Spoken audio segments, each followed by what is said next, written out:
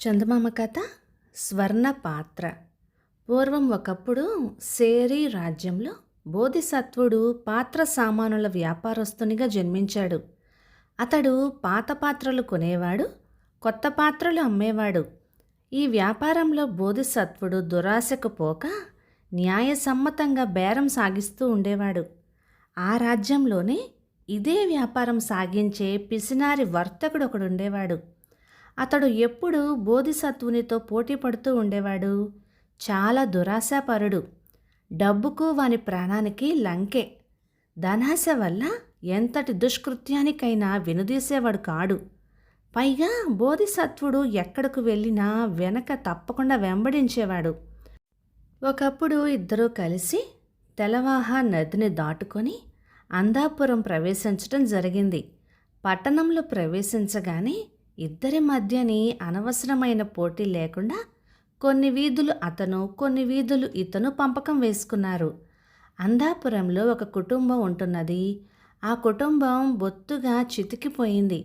అయితే పూర్వకాలమందు ఈ కుటుంబం వారు గొప్ప వ్యాపారస్తులు. కానీ ఇప్పుడు వాళ్లకు అంగబలము అర్ధబలము లేకుండా పోయింది. పోతే ఆ కుటుంబంలో కల్లా మిగిలి ఉన్న వాళ్ళు ఒక అవ్వ, ఆమె మనవరాలును.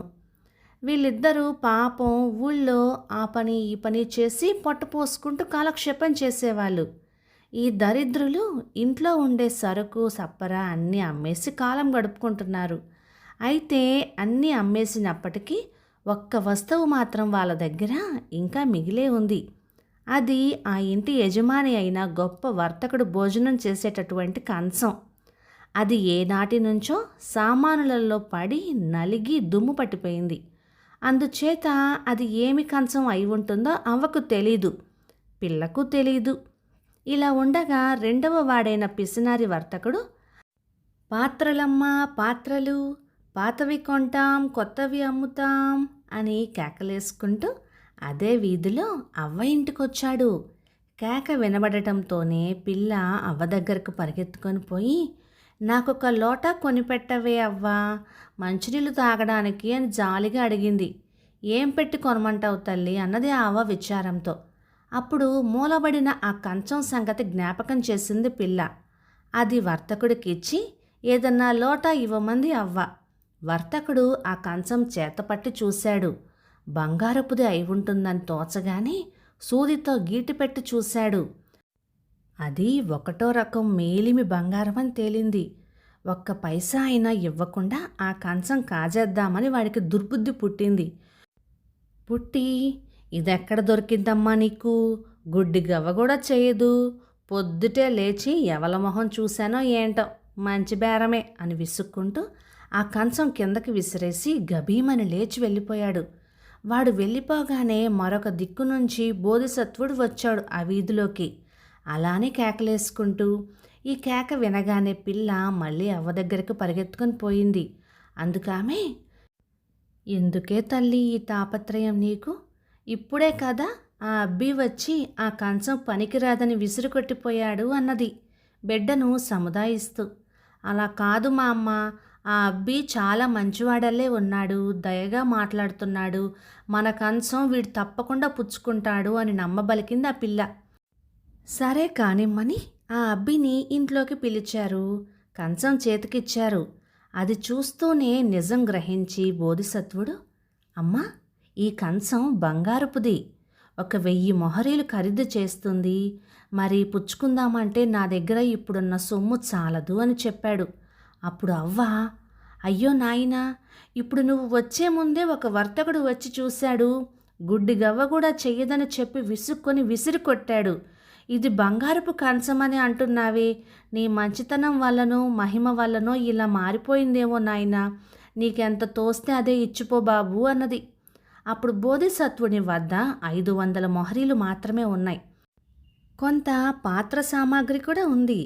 ఆ మొహరీలు పాత్ర సామాగ్రి అంతా వాళ్ళకు ఇస్తూ, అమ్మా, ఈ ధనము సామాగ్రి తీసుకోండి, నేను వర్తకం సాగించటానికి గాను నా దగ్గర సంచి, త్రాసు, దారి బత్తెం కోసం ఒక 8 మొహరీలు మట్టుకు పుచ్చుకుంటున్నాను అని చెప్పాడు. ఈ విధంగా వాళ్ళు అనుమతి తీసుకున్న బోధిసత్వుడు గబగబా నది వద్దకు పోయి పడవ నడిపేవానికి 2 మొహరీలిచ్చి పడవ ఎక్కాడు. తర్వాత బోధిసత్వుడు వెళ్ళగానే మళ్ళీ పిసినారి వర్తకుడు ఆ పేదరాలి ఇంటికి వచ్చి, ఏదమ్మా, పోనీలే, ఇలా పట్టుకొనిరా, ఆ కంచం చూస్తాను అన్నాడు ఒక విధమైన నిర్లక్ష్య భావంతో.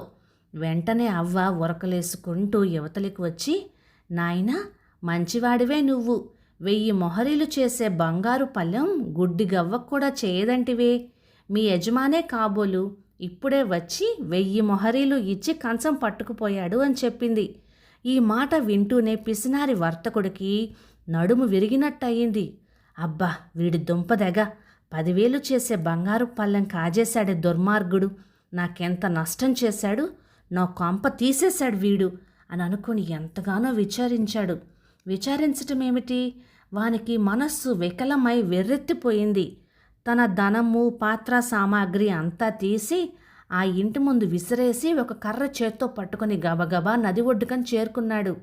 అప్పటికప్పుడే బోధిసత్వుడు చాలా వరకు నది దాటేశాడు. వాడిని దాటించబోకు, పడవ వెనక్కి మళ్ళించు అంటూ పిచ్చి పిచ్చిగా కేకలు పెట్టాడు ఆ పిసినారి. అలా చేయవద్దని పడవవానితో చెప్పాడు బోధిసత్వుడు. చేసేది లేక పిసినారి బోధిసత్వుని కేసు చూస్తూ తిడుతూ తీరని దుఃఖంలో మునిగిపోయాడు. నెత్తురు వేడెక్కిపోయింది, వడలు కంది ఎర్రబారింది, గుండె కొట్టుకోసాగింది. బోధిసత్వుడి మీద ఆగ్రహము, ద్వేషము పట్టలేక వాడు వెంటనే నదిలోకి దూకేశాడు. బోధిసత్వుడు మాత్రం తర్వాత కూడా లోకంలో ఎన్నో దానాలు, ధర్మాలు చేస్తూ దయ కలిగి ప్రవర్తిస్తూ ధర్మపరుడని మంచి పేరు తెచ్చుకున్నాడు. కథ సమాప్తం. ఇక ఈ కథ 1953 ఏప్రిల్ నెల చందమామలో వచ్చింది. రచయిత హెచ్ ఆదినారాయణ గారు. ఈ కథ మీకు ఎలా అనిపించింది? మామూలుగా పెద్దవాళ్ళు చెప్తూ ఉంటారు కదా, మనకి కష్టం వచ్చినప్పుడు భగవంతుడు నేరుగా ఆయనే రాకుండా మనిషి రూపంలోనో వేరే ఇంకేదైనా రూపంలోనో వచ్చి మనకు సహాయం చేస్తాడు అని.